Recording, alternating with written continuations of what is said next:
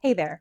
I'm wanting to start a new series with books I always recommend or talk about, but maybe haven't talked about here on Book Talk.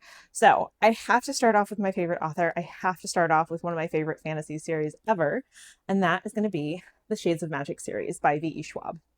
Now, I have so many editions of this book. I'm going to try to cap myself in what I speak about as I show off some of the things I like about each of the editions. The Darker Shade of Magic is set in a world with four parallel Londons. There are these very rare blood magicians called Antari that can use blood and their spells to traverse the four different Londons, but presently there's only two of those.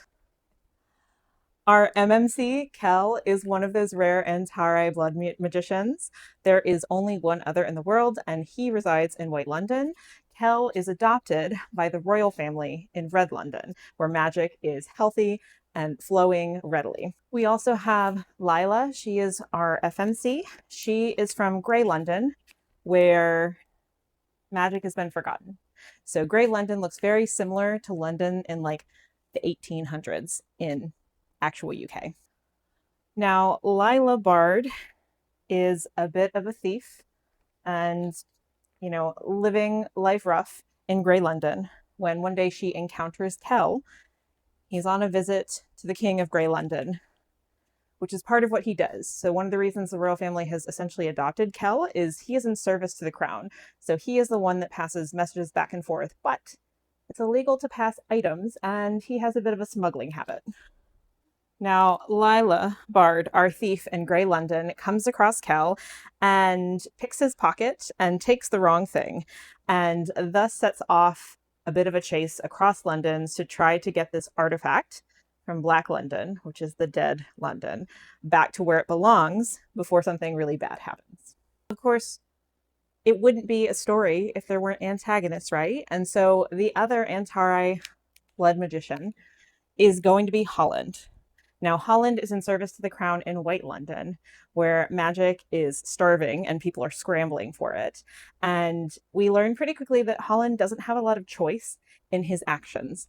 The two siblings that rule White London rule it with a very firm grip and have control over how Holland acts towards Kel and the other characters. In addition to all the things I've said so far, what I love about these books, first of all, it's a completed trilogy. You don't have to wait. Now, she is working on a second trilogy. The first book is out. That is The Fragile Threads of Power. But the original Shades of Magic trilogy is complete. I love the queer normative world. I love the creative magic system. So in addition to elemental magic, having that blood magic, I love the exploration between the four different Londons and the relationship to magic. I adore characters like Prince Rai. You will meet him in book one. He is Kel's adoptive brother. He's a very flirty bisexual prince, and he just brings some great golden retriever energy. This series does get kind of dark.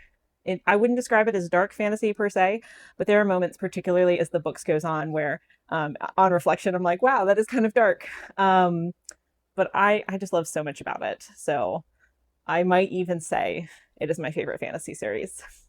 So what about you? Have you read this series yet? And do you think you're going to give it a try? I'll see you next time.